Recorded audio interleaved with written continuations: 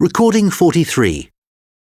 You will hear a telephone conversation between the organizer of a short story competition and someone who wishes to take part in the competition. First, you have some time to look at questions 1 to 6.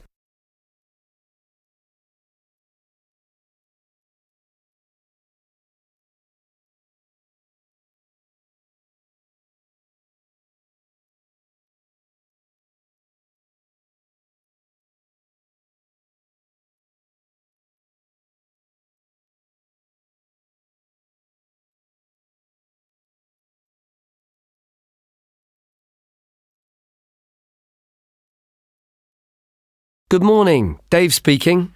Oh, hi. I'm phoning about a short story competition. I saw an advert in a magazine and I was just calling to get some details. Yes, certainly. I'm the competition organizer, so I should be able to help. What kind of details are you looking for? Well, does it cost anything to enter?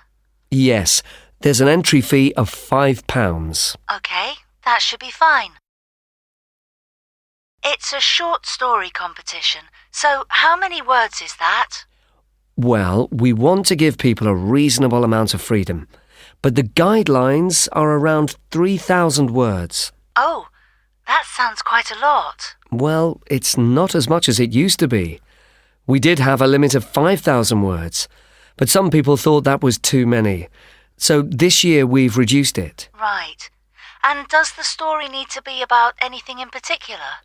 No, you can write about any topic you like. But the main point of the competition is that it has to have a surprise ending. Oh, I see. That sounds interesting. I don't think I've ever written a story like that before.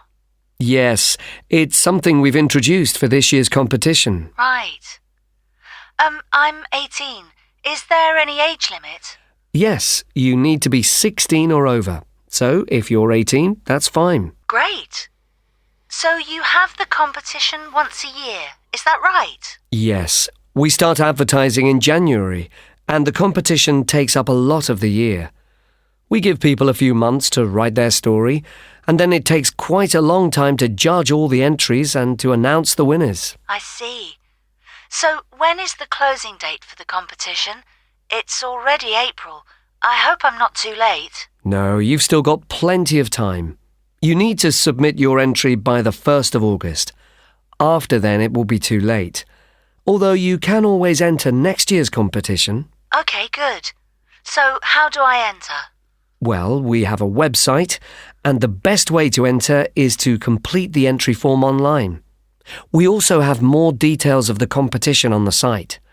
Shall I give you the web address? Yes, please.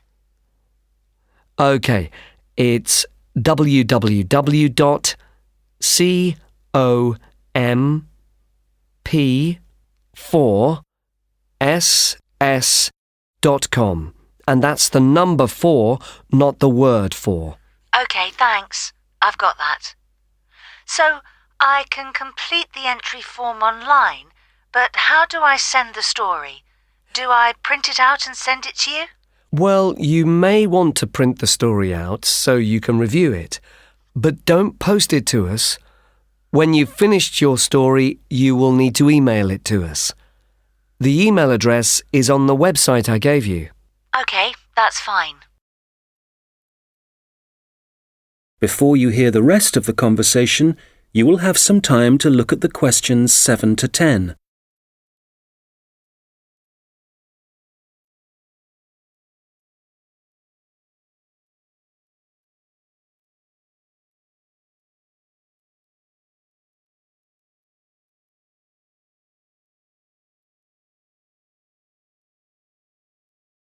Now listen and answer questions 7 to 10. Can you tell me a bit about how the competition is judged and what the prizes are? Yes, of course. Well, once we have all the entries, I send them to all the judges. Our competition is quite popular, so we are lucky to be able to use famous authors who are very interested in the competition. That's fantastic! It's great to know that someone famous will be reading my story. Yes, that's right. It takes them quite a while to read through the entries, but eventually they decide on the top 5 stories. I see. And what happens then? Well, they will be published online so everyone can read them. They will not be in any order at this point. They will just be the 5 stories that the judges think are the best. And do all the top 5 stories get prizes? No, it's just the top story and the runner-up. So how is the top story decided? Well, once the top 5 stories are available, it will be the public who will vote for their favourite story. Right, I see. So I need to get all my friends to vote for me then? Yes, that's a good idea. And what is the prize? Well, the runner-up gets a prize of £300, but the winner gets a trip to Spain to attend a workshop for writers. Wow, that's brilliant! I'd better get writing straight away. Yes. Good luck. Thanks. That is the end of section 1. You now have half a minute to check your answers.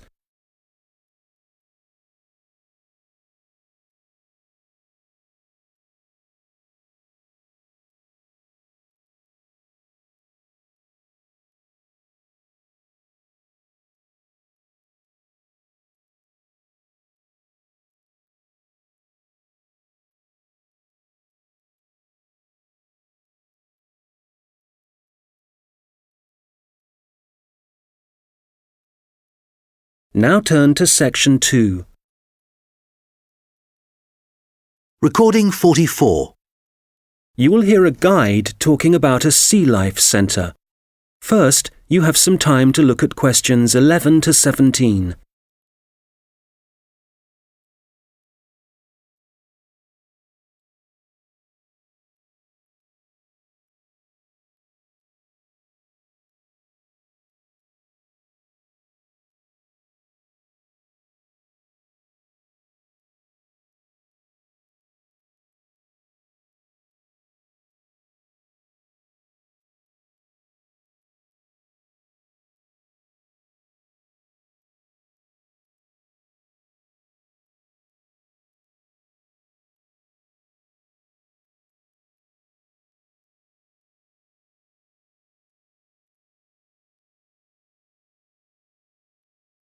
OK, so hi everybody and welcome to the Sea Life Centre.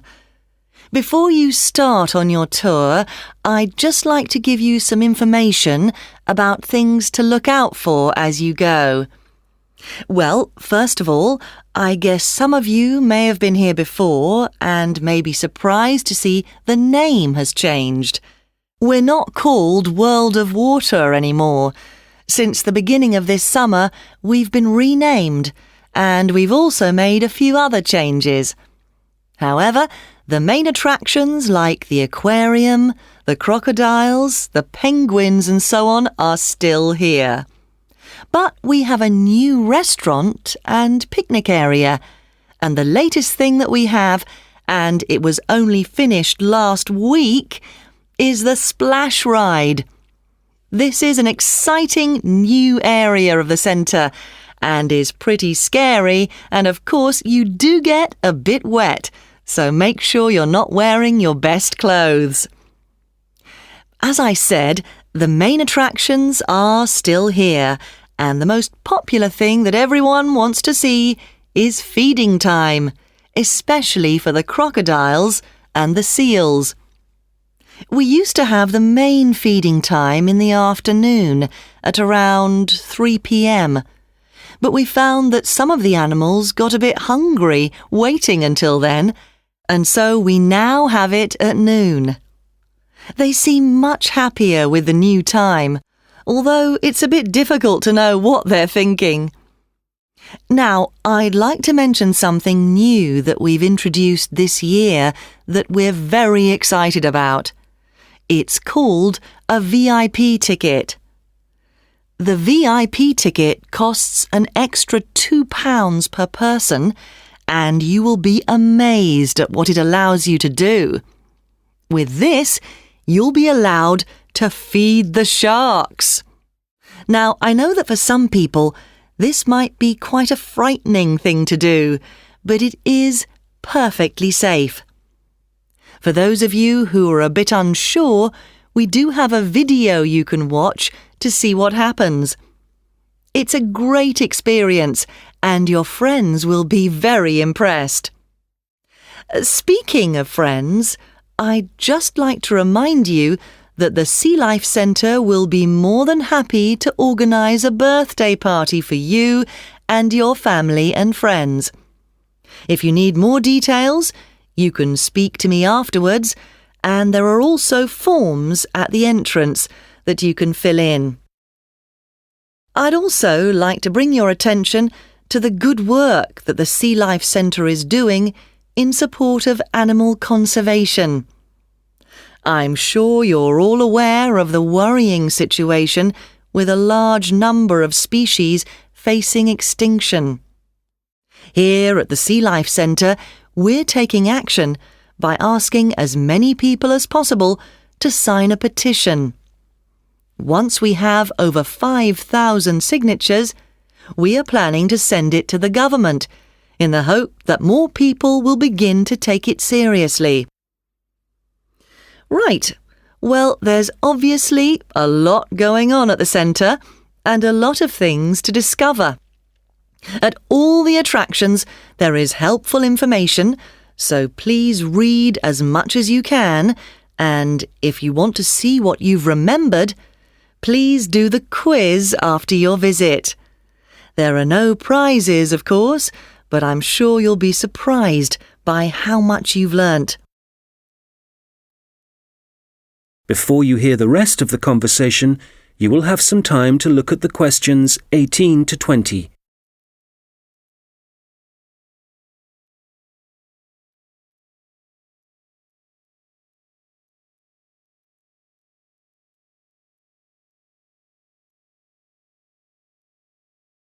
Now listen and answer questions 18 to 20. So, before I leave you all to start your tour, I've just got a few tips. There are a large number of attractions, and you may not have time to see them all. Of course, there are the old favourites like the aquarium and the crocodile cave, but if you don't have time to see everything, make sure you visit Turtle Town, which is beyond the aquarium and the seal centre. This is very special and has a large number of endangered species, and as it's at the far corner of the Sea Life Centre, it often gets overlooked. I also have to apologise for the Penguin Park. This has needed some urgent work to be done, and so will not be open for the next week. We're very sorry about this, but I'm sure you'll find the Seal Centre, which is directly opposite it, will keep you entertained just as much, if not more. We're also very busy today, as you may have noticed on your way in. Everyone starts here at the aquarium, but as it's so big, there's no waiting to get in. But today, we're expecting a lot of people to want to see the crocodile cave, as a couple of eggs have hatched out.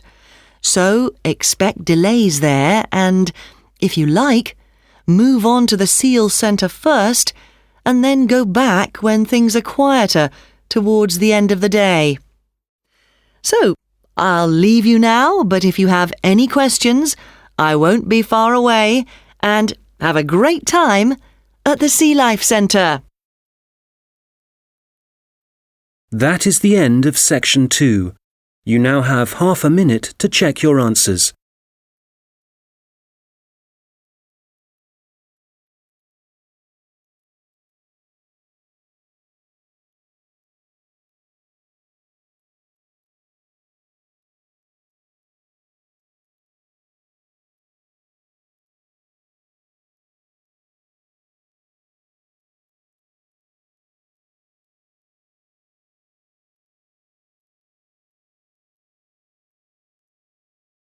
Now turn to section 3.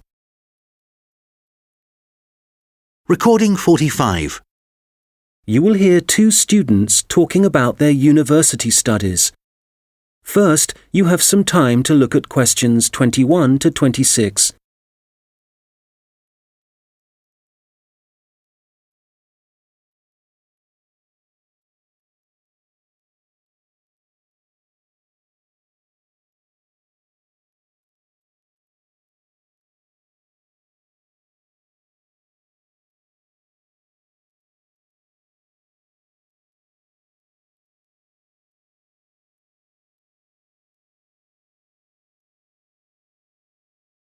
Oh, hi, George. How's it going? Hi, Martina. It's going well. How about you?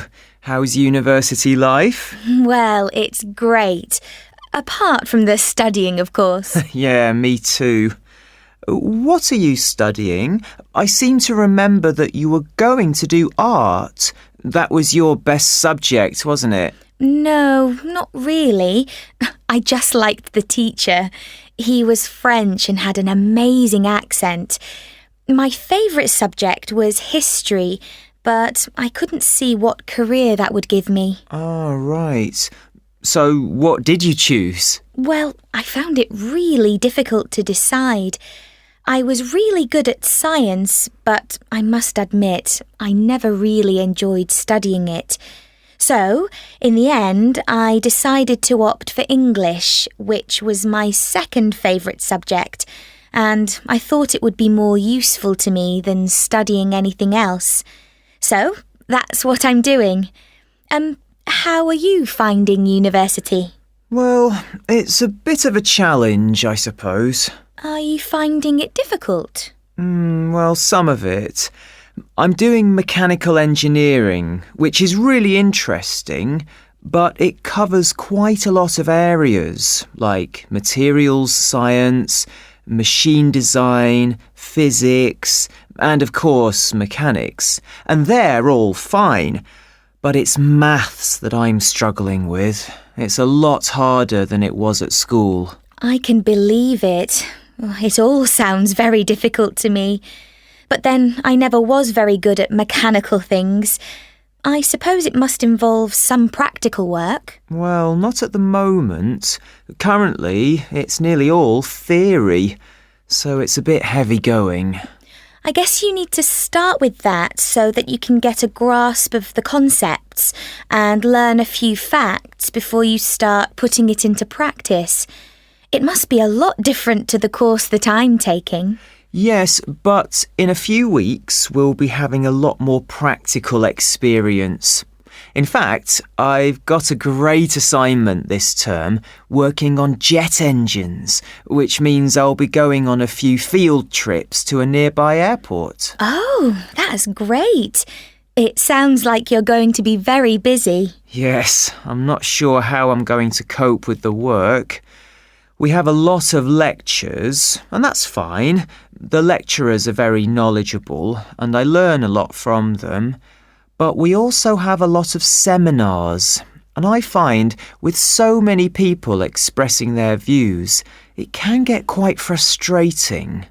It would be better if we didn't have so many of those. Yes, it's the same for me.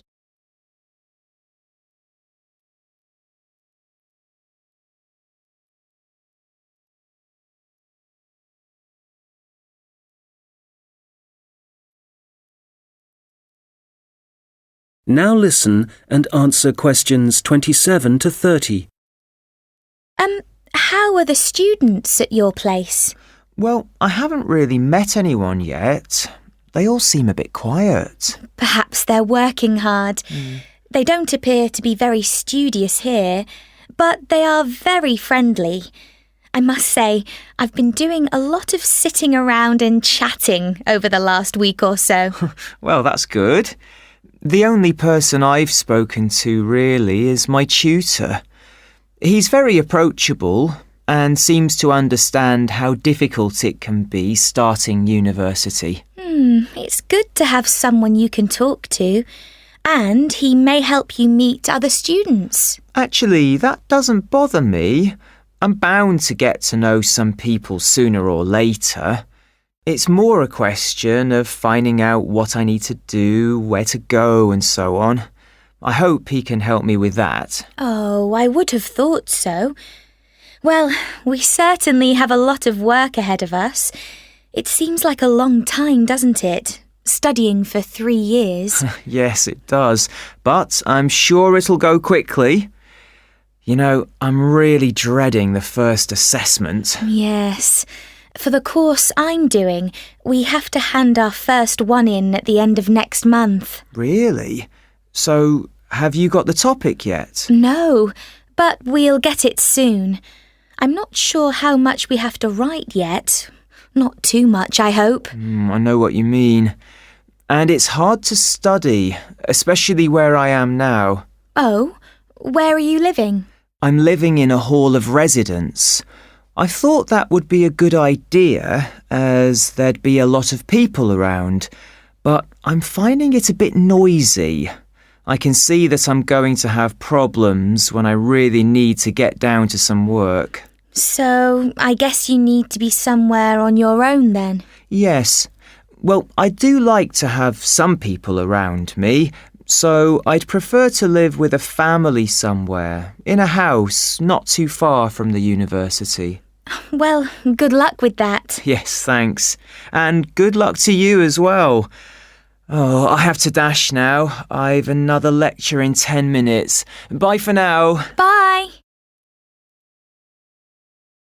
That is the end of section 3. You now have half a minute to check your answers.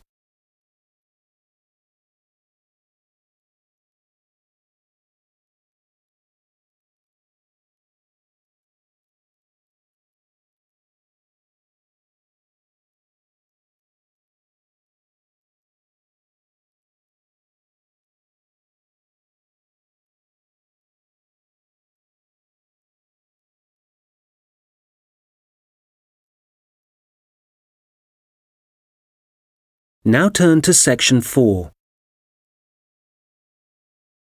Recording 46. You will hear someone talking about creating a presentation. First, you have some time to look at questions 31 to 40.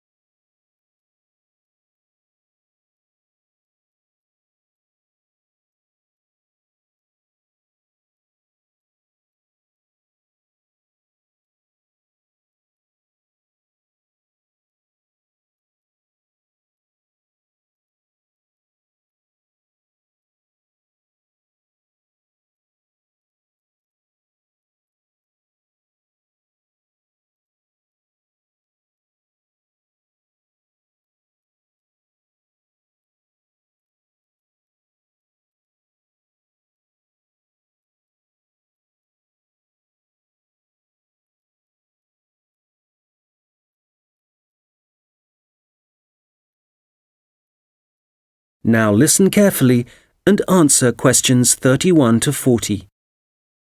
Hello, everyone. You've all been given an assignment for your sociology course, which will involve giving a presentation to the rest of the group. And so today, I'm going to be giving you a few tips on how to prepare your presentations. This should help you with your current assignment, but a lot of the principles I'll be putting across will be general principles which will, of course, help you with all your future presentations. So, first of all, the most important thing to consider is your audience, and in this instance, your audience are the other students in your group. There are 3 points to bear in mind. Firstly, you need to ask yourself what they need to know. Secondly, it's useful to consider whether they'll be supportive or not. And thirdly, will it be a small group, say 3 or 4, a moderate gathering of 20 or so people, as for your current assignment, or will there be hundreds of people?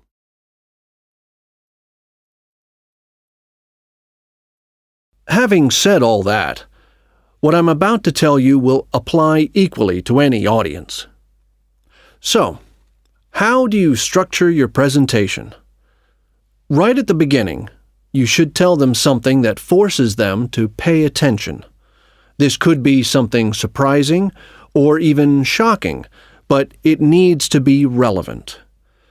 After that, you need a list of items or topics showing them what you'll be covering, rather like an agenda. And then the main part of the presentation will follow. This main part will be the detailed information you'll be presenting and could include facts, statistics, personal experiences, etc. After this, you should summarize what you've presented and close with what I call next steps. For this assignment, you could simply point the group to other sociology reference material. In other cases, you may want to suggest some actions that people can take. Now, what about the design of the slides for your laptop? Well, the important thing here is to be consistent. You need to have the same type of font and use the same color and size for the same elements. For example, all headers need to look the same. All bullet points need to be presented in the same way. And don't just stick to words. Bring the presentation to life by adding graphics. These could be in several forms, such as pictures, flowcharts, diagrams, histograms, and so on. And so let's move on now to presenting. You have your presentation prepared, and you're ready to start. Well, it's important to give a good impression from the start. So take 3 deep breaths, look at the audience, no matter how frightening they may be, and be enthusiastic and energetic. As you go through the presentation, remember to provide some variety in the way you speak. So, for example, you can talk fairly rapidly for information that may be familiar, but then slow down for more unfamiliar sections. And change your tone as you speak. Don't keep it at the same level all the way through. As I mentioned, look at your audience. A good tip is to pick people out and look at them for around 5 seconds. Not looking at the audience gives the impression that you're either not interested in them or terrified of them. Looking too long at one particular person may make them feel rather uncomfortable. There may be points in your presentation that you want your audience to really absorb, and in order to make important points stand out, you may consider adding silence right after these. It will give people time to reflect on what you've just said. Also, you may be presenting complicated ideas or technical details, but try to keep everything as simple as possible. Use simple words and as few as possible. And be clear. If you say something like, "This appears to be," it implies uncertainty. So using weak verbs such as appears, seems, could be, etc., needs to be avoided. I'll just finish off with a few thoughts on questions and interruptions from the audience. You may choose to invite questions from the audience as you go, or ask them to wait until the end. Either way, questions should be encouraged, as it provides you with some feedback on how interested the audience is and how well they're understanding you. When a question is asked, you need to provide an answer that is as accurate as possible. So, initially, my tip is to repeat it. This will ensure you have heard it correctly and will give you a few seconds to gather your thoughts. Interruptions, on the other hand, can be unwelcome, and you may get them for a variety of reasons. It's likely, however, that there's something in your presentation that's unclear or confusing. So my advice is to reduce problems by reading through your presentation beforehand and predicting potential points which could cause interruptions. You may then want to change that part of your presentation, or at least you'll be prepared if someone does interrupt you. Now, do you have any questions?